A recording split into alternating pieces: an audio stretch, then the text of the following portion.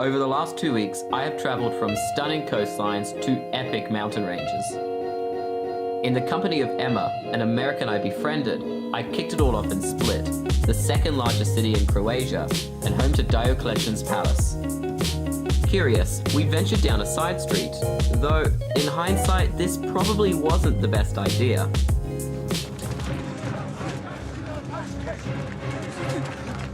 Slightly rattled, we were escorted into the palace cellar, where it quickly became apparent why you should aim to never be on the wrong side of Daenerys Stormborn of the House Targaryen. First of her name, the Unburnt, Queen of Marine, Queen of the Andals, the Rhoynar, and the First Men, Khaleesi of the Great Grass Sea, Breaker of Chains, and Mother of Dragons.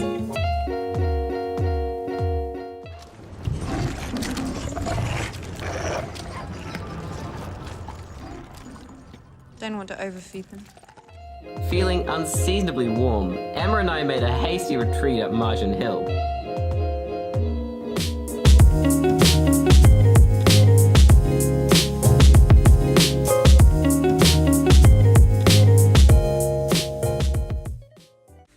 Tomorrow, Emma and I are going to be heading further along the coast to Dubrovnik. Now, we could have just caught a bus there, but we decided we're going to try our luck at hitchhiking.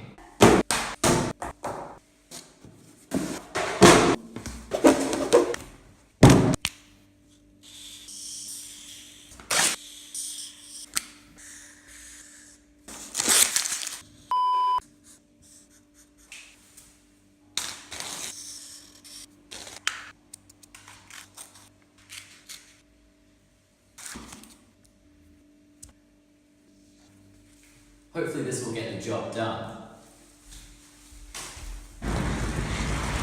Right now, Emma and I are making our way towards the road that leads out of town. It's about an hour away, so we're hoping that we can catch a ride off one of these roads here. 2 hours and 2 locations later, a car finally pulled over to offer us a ride.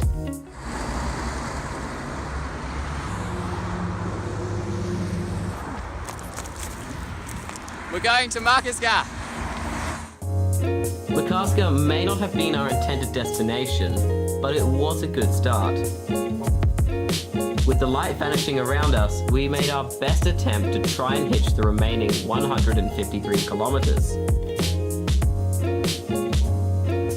Transport did eventually reveal itself, though not for the price I had in mind. Under the cover of dark, we slipped into King's Landing, Dubrovnik's old town, and after one minor point of interest, we got some rest in preparation for the following day's celebrations. See, it might have been a few days early, but I thought it was the perfect time to celebrate my name day. Happy birthday to you. Happy birthday to you. Happy birthday, happy birthday. Happy birthday to you. I was soon confronted by the reality Daenerys wasn't the only royal I had pissed off that week. Power is power. With Cersei breathing down my neck, I had no choice but to commit quite the atrocity.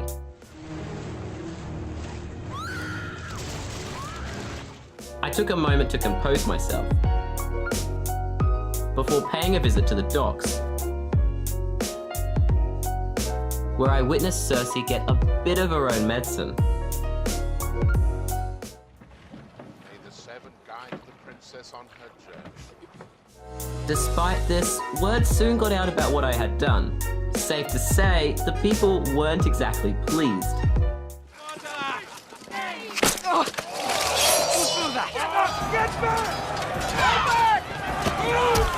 To my horror, it was determined there was only one thing I could do to earn the people's forgiveness. Only one thing I could do to wipe away my shame.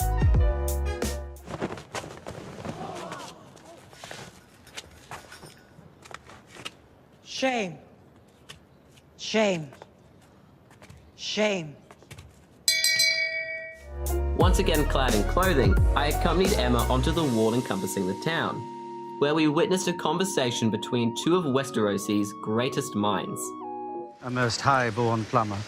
The water never flowed better.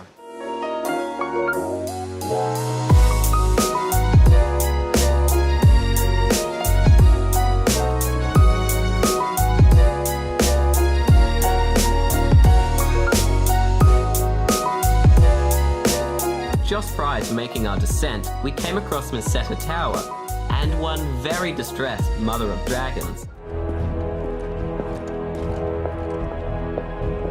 She said something along the lines of, Where are my dragons? but I can't imagine they would have strayed too far since my last sighting. The weather started to take a turn for the worse, so we returned to our accommodation to collect some more suitable attire. On the way, I thought I'd try my luck at borrowing some money from the Spice King. To my dismay, he had changed his hours of operation since Daenerys last visited.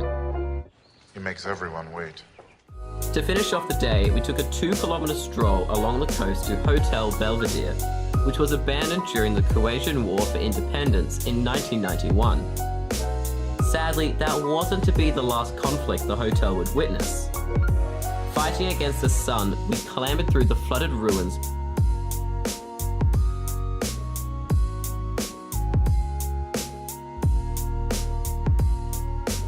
to where a very literal fight against the sun was taking place.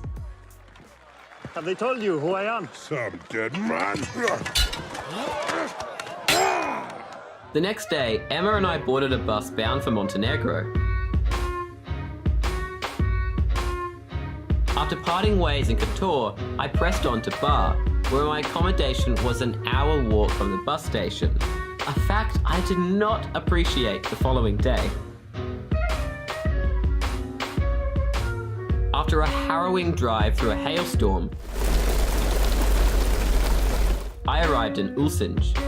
On the recommendation of the hostel owner, I started my exploration in the Old Town, and over the course of the day, made my way to the 12-kilometer long beach of Velika Plaza. It didn't take long for me to realize that I had chosen the wrong season to visit.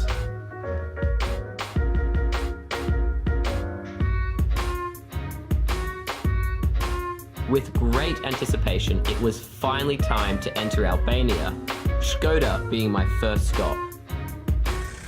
So I'm just setting off on a guided tour of Shkodër with my very first couchsurfing host. If you don't already know, couchsurfing is a service that allows you to connect with fellow lovers of travel, where you can either host or be hosted by someone in the area. Over the course of my time in Shkodër, I visited the Rosafa Castle, walked along a minute portion of the Shkodërsko Jezera Lake, saw a supermoon, and listened to some charming music at a local bar.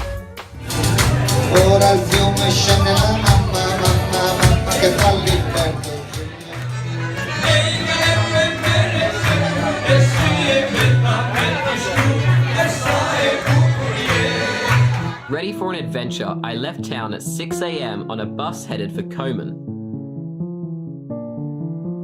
Here I transferred to a local boat that took me up the Komani Lake.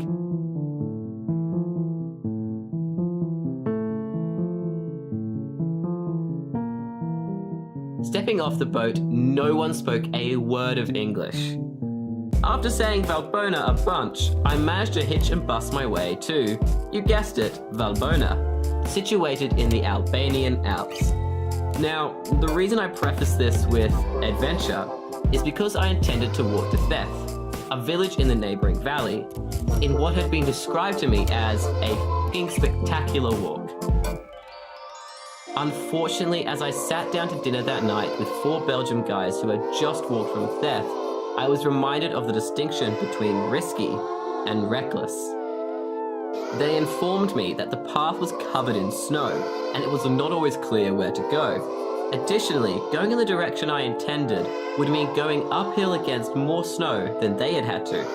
Moreover, a park ranger who worked at the guest house said an Australian woman had died a few years ago while trying to complete a particularly hairy part of the hike while it was blanketed by the snow.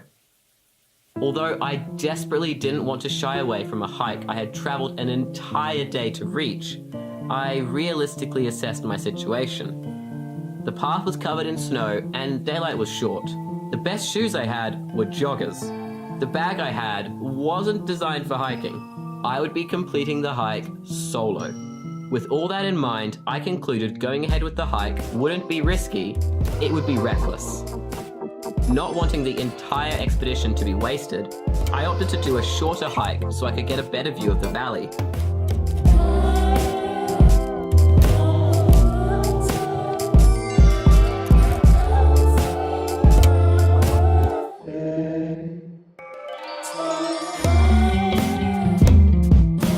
The guest house even packed me a delicious lunch containing a cucumber, an apple, a tomato, a sausage, and some cheese.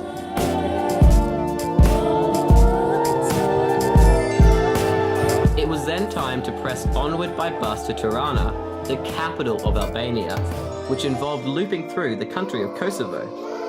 Upon arriving, I picked up something I had somehow managed to avoid in my 2 months of travel: a cold. This prompted the decision to temporarily put the brakes on globetrotting. With my sniffles finally subsiding, it is yet again time to hit the road, and what an exciting road it should shape up to be.